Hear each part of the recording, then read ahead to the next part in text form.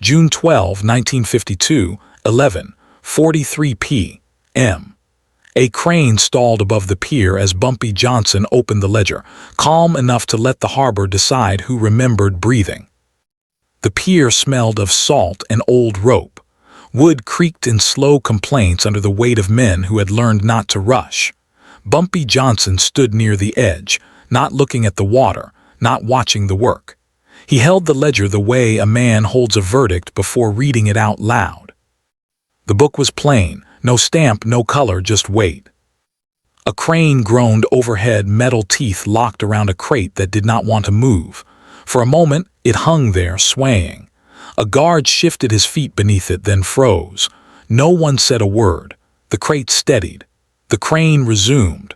The guard exhaled like he had just been reminded of something private. Bumpy did not look up. He opened the ledger and let the page breathe. Ink sat thick in the columns, darker than the others. A shipment logged without ceremony. No flourish. No signature, just presence written as if it had always belonged there. Men nearby pretended to check cargo tags. One counted nails in a crate he had sealed an hour earlier. Another wiped his hands on his coat, though they were already clean. The ledger stayed open long enough for everyone to notice it without being invited. Bumpy's authority lived in stillness. He did not block anyone's path. He did not ask for names. He let the dock decide who felt seen. By morning, inspectors would walk this pier. They would not hurry. They never did. They would follow paper the way water follows grooves, and anything that resisted would be noticed. Everyone here understood that without being told. Deadlines did not need clocks when they arrived with habits. Bumpy turned one page. The sound was small, but it carried. The crane operator stopped chewing. A foreman straightened his cap without realizing he had touched it. The ledger now showed the line again, phantom weight written into existence. Bumpy rested the book against a piling and closed it halfway, enough to show restraint. He looked across the dock, eyes steady, not searching. If someone wanted to step forward, the space was there. If not, the night would remember who stayed still. He spoke once, low and clean. Paper travels farther than people. No one answered. Answers were not required yet. The tide shifted. Ropes tightened. The city kept its distance, listening without leaning in. The ledger remained where it was, neither hidden nor offered, doing its work by simply existing. By morning, the pier would ask a question of its own. The only uncertainty was this: when the ledger opened again, which name would refuse to be there? The night did not loosen its grip. It settled instead, pressing the pier flat and honest. Men drifted back to their routines with the careful patience of people who knew they were being measured by what they chose not to do. Bumpy Johnson stayed where he was. The ledger rested against the piling like it belonged to the dock more than the men did. No one touched it. No one asked whose hand had written the line. Questions were a form of ownership, and ownership was dangerous when paper was involved. A foreman passed close enough to smell the salt on Bumpy's coat.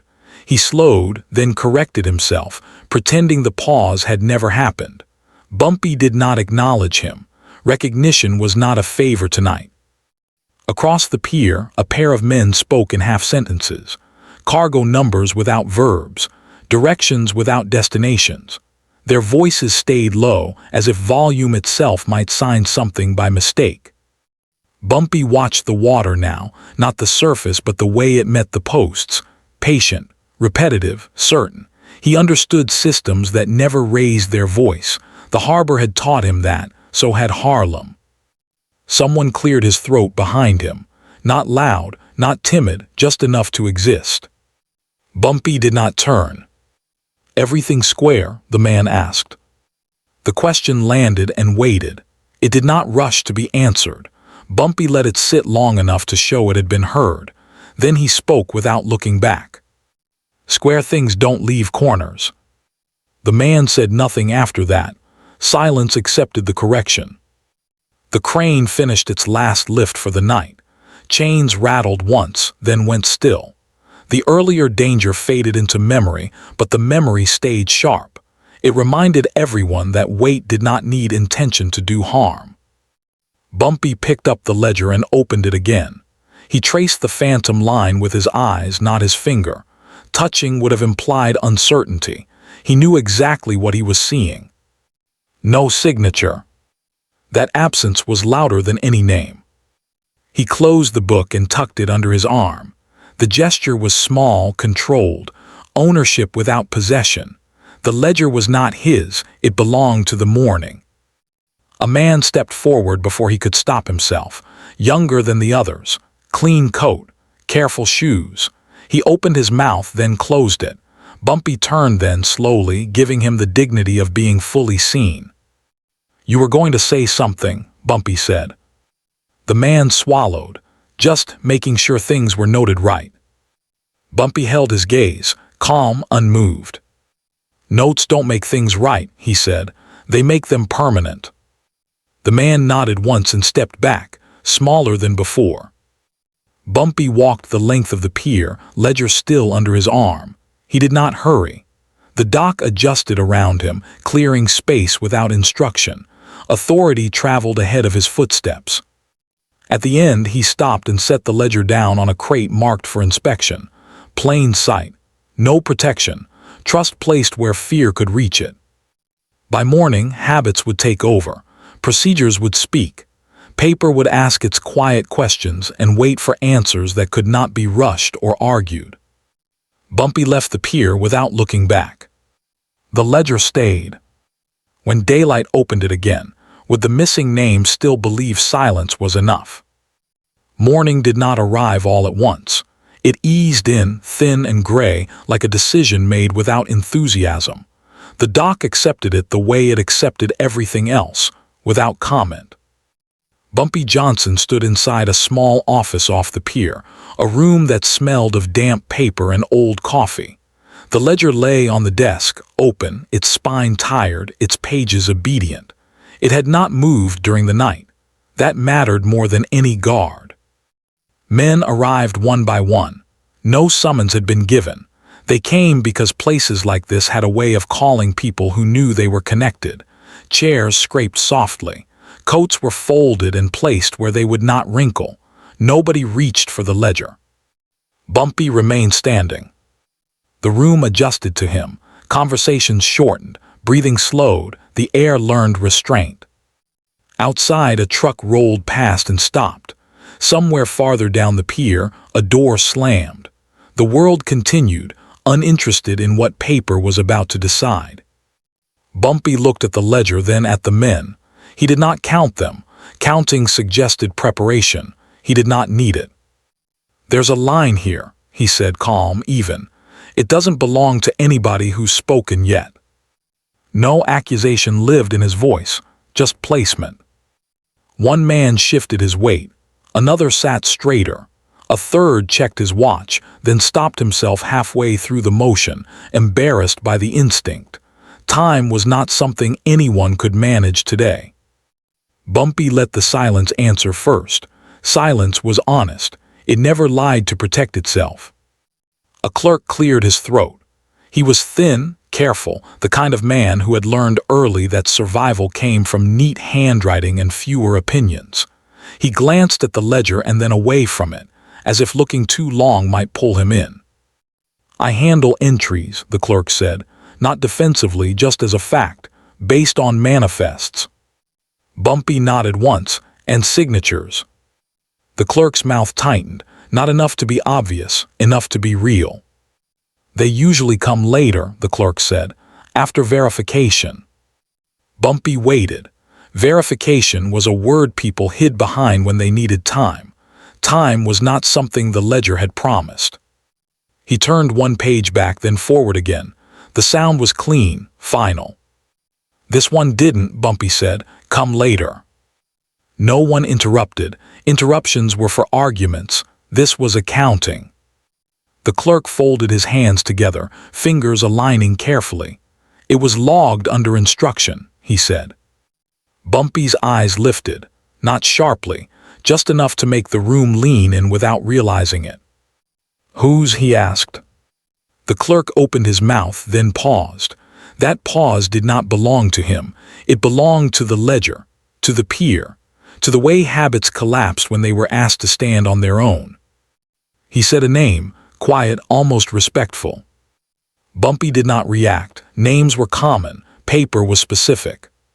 He closed the ledger halfway, leaving the phantom line visible. That name signs things, he said, often. No one disagreed. Agreement would have sounded like defense. Bumpy stepped back from the desk. He gave the room space to breathe, to consider how much weight it wanted to carry on its own. Signatures don't hide, he said. The words were flat, cold enough to be useful. The clerk looked at the ledger again, this time longer. His eyes stayed on the empty space where ink should have lived. Absence had a way of starring back. Outside, footsteps approached. Inspectors, not yet here but close enough to be imagined clearly. The internal deadline tightened without raising its voice. Bumpy watched the men, one by one, decide what they would remember when asked. The ledger waited. And the question settled into the room, steady and unavoidable. When the paper speaks, who will it say stood behind this line? The room did not empty, it thinned. One man left first, excusing himself without explanation. Another followed minutes later, adjusting his coat as if the morning had suddenly turned colder. Each departure felt measured, like numbers removed from a column to see what remained. Bumpy Johnson stayed still. The ledger lay open again, its spine creased where it always bent.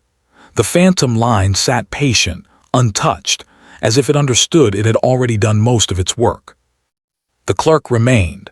So did two others, men who knew how to stay when leaving would look worse. Bumpy pulled a chair back with one hand and sat. The movement was unhurried. Sitting did not reduce his authority. It sharpened it. From here, he could wait longer than anyone else in the room. You said the instruction came from above, Bumpy said. The clerk nodded, once no extra motion, yes. Above is a direction, Bumpy said, not a name. The clerk inhaled through his nose. He did not look at the other men. He had already learned that support was unreliable once paper entered the room. He told me it would be signed after, the clerk said, that it was cleaner that way. Bumpy leaned back slightly. The chair creaked. The sound landed harder than the sentence. Cleaner for who? He asked. The clerk hesitated, not because he did not know, but because saying it would change the shape of his day. He chose his words carefully, arranging them the way he arranged numbers. For the books, he said, at least that's what he said. Bumpy nodded again, slow. Books don't care about clean, he said. They care about matching. One of the other men shifted. He had been quiet too long for comfort. Sometimes things get delayed, he offered. Weather, timing. Bumpy turned his head just enough to acknowledge him. The look was calm, almost kind. Weather delays ships, Bumpy said, not handwriting. The man went still. Bumpy reached forward and closed the ledger fully. The sound was final without being loud. He did not move it away. He did not protect it. Closure was not concealment. You all understand what happens next, Bumpy said. Not because I say it, because mornings are predictable. No one argued. Predictability was the enemy of improvisation. The clerk swallowed. If the signature appears, he said, careful, before inspection. Bumpy's eyes stayed on him. Then it won't match the time, he said, and time leaves marks too. That ended the conversation. There was nothing left to adjust without admitting intent. Bumpy stood and picked up the ledger, holding it by the spine. He walked to the window and looked out toward the pier. Trucks lined up in neat obedience. Men moved with the confidence of routine. The city liked order when it could pretend it was natural. He turned back to the room. Do your work, he said, not a command, a verdict. The clerk nodded. The others did the same. They would not speak of this again unless paper forced them to. Bumpy placed the ledger back on the desk, exactly where it had been. Same angle, Same page marker. Consistency was a language inspectors trusted. He left the room without ceremony. Behind him, the clerk sat alone with the ledger. He did not reach for a pen. He did not close the book. He stared at the space where a name should have lived and understood something important. Some absences could not be repaired without being noticed. As footsteps echoed outside, the question remained, unspoken but sharp. When the inspectors ask how this line survived without a signature, who will still believe delay is an answer? The dock found its rhythm again, but it was thinner now. Movements were precise, voices measured. Men did their jobs the way people do when they know they may be asked to explain them later. Bumpy Johnson stood at the edge of the pier, hands empty. The ledger was not with him, but its weight followed. Objects did not need to be carried to stay present. Some learned that once and never forgot. A foreman approached, careful not to rush. He stopped a few steps away, close enough to be respectful, far enough to avoid familiarity. "Inspectors are on their way," the foreman said. Bumpy nodded. He already knew. Information traveled faster when it wanted to be believed. "Good," he said. That was all.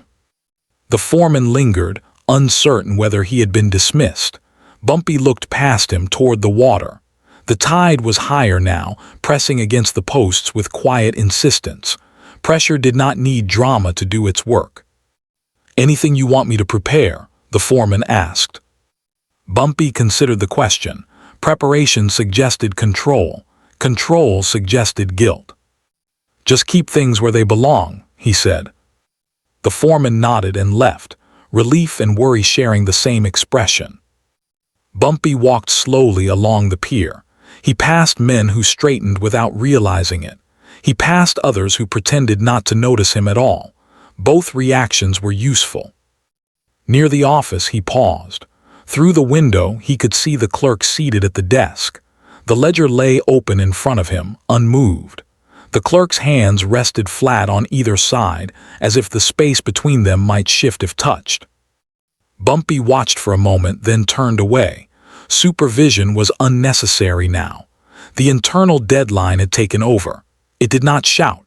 It simply waited, narrowing options the way walls narrow hallways. A truck backfired down the pier. The sound cracked sharp, then vanished. A few men flinched. No one laughed it off. Even harmless noise carried weight today. Bumpy stopped near a crate marked with inspection chalk. The letters were smudged, old, reused. Procedures recycled themselves. That was their strength. He thought of the phantom line in the ledger. Ink without commitment. Authority implied but never claimed. It had been logged as if inevitability itself had written it. Someone behind him spoke without meaning to. "If they don't find anything." The sentence ended before it could finish. Bumpy did not turn. "They will," he said. Not a threat, a statement of habit. Paper did not miss details. People missed them when they hoped hard enough. Footsteps approached from the far end of the pier. Measured, 2 sets. Inspectors close now. The deadline did not tighten, it arrived. Bumpy stepped aside, giving the path back to the dock itself. He did not need to be present for the next part. His influence had already settled into place. As the inspectors entered the office, Bumpy looked once more toward the water. The tide held steady, pressing without urgency. When the ledger opened again, it would not ask for explanations. It would ask for alignment. And the question, now unavoidable, waited in the air. When procedure meets absence, who absorbs the cost of pretending nothing happened? The inspectors did not announce themselves. They never did. They arrived the way habits arrive, quiet, confident, already trusted. Bumpy Johnson stood far enough away to be irrelevant and close enough to be unavoidable. He did not enter the office. He did not lean. He let the door frame hold its own weight. Inside, the clerk rose from his chair as the inspectors stepped in. Papers were exchanged. Names were spoken the way people speak them when they expect to hear them again. One inspector set his hat on the desk. The other opened a folder without hurry. The ledger lay open where it had been left. No one pointed to it. That was the moment that mattered. The clerk watched their hands move over forms that were familiar to him. Too familiar. He had filled versions of them for years. He knew where eyes landed when something did not belong. He also knew the sound a page made when it was turned for the wrong reason. The inspector reached the ledger last. He did not touch it at first. He read from where he stood, eyes narrowing just enough to show interest, not suspicion. Interest was worse. Interest meant time. "Shipment logged here," the inspector said, tapping the column lightly with a knuckle, not a finger. No receipt attached. The clerk nodded. Once he did not speak. "And no signature," the inspector added.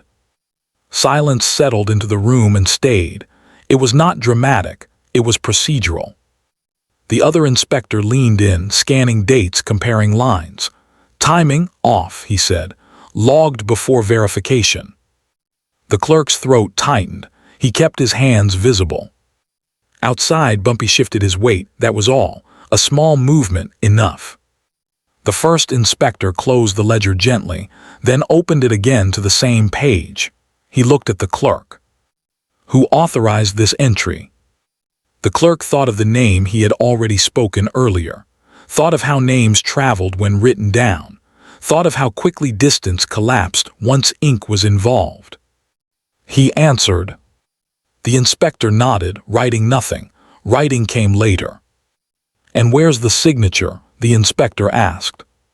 The clerk did not rush. He did not improvise. He said the only thing that fit the truth as it now stood. "It never came." The room accepted that sentence the way rooms accept gravity, without opinion.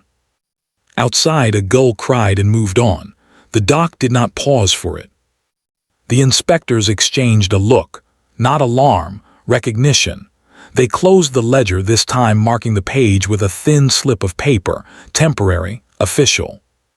"We'll follow up," one said. The clerk nodded again. This time the motion felt permanent. When the inspectors left, the office felt smaller. The ledger stayed on the desk, closed now, its presence complete. Bumpy did not enter. He did not need to. The consequence had already taken shape. Later, much later, a report would be filed without urgency. A review would be scheduled. A habit would change.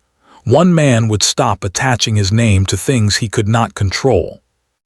Bumpy walked the length of the pier once more, then left. No one stopped him. No one needed to. The phantom shipment would never be found, not because it moved, because it never existed.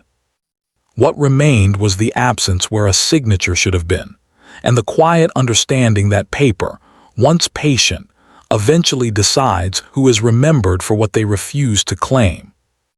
The dock settled into daylight the way a body settles after a long night, careful, adjusted, changed in small ways that would not be explained later.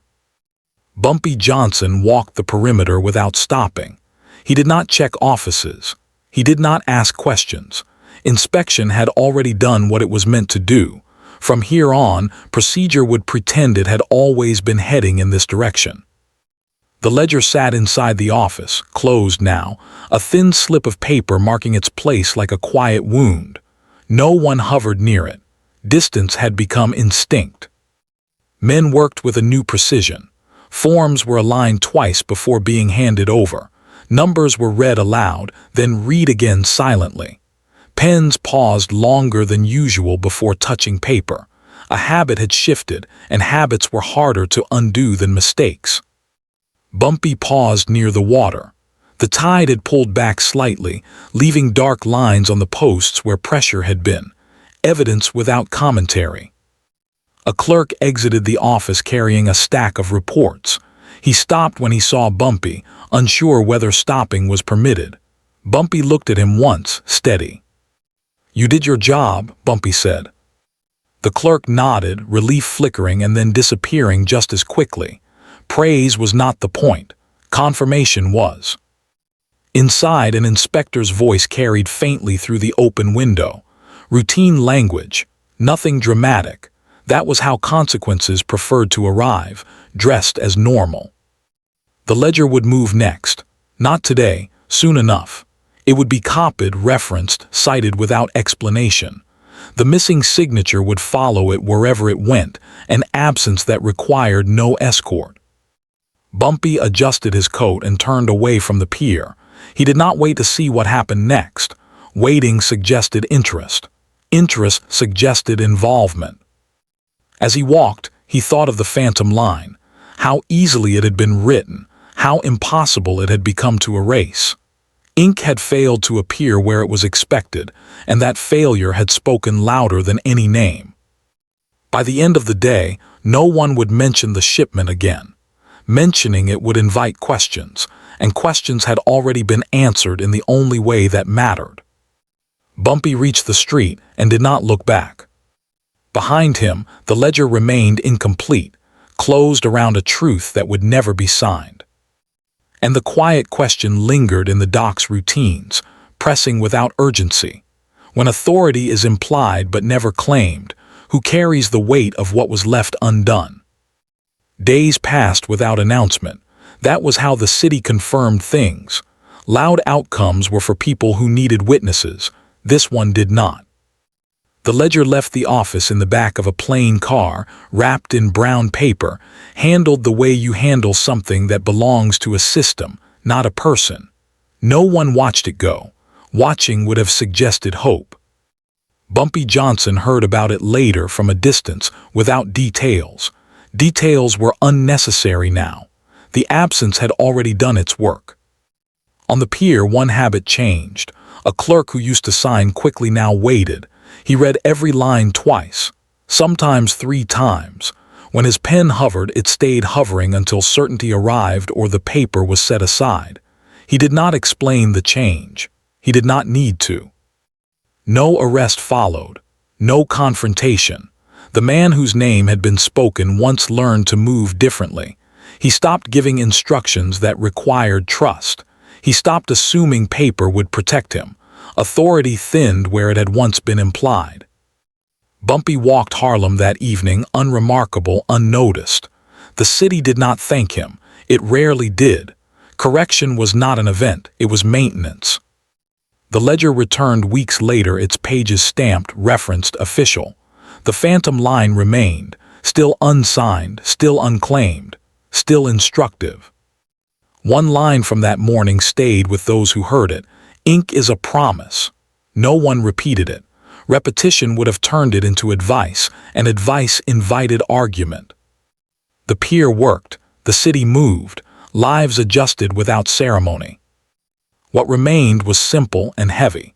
A shipment that never existed had changed how names were written.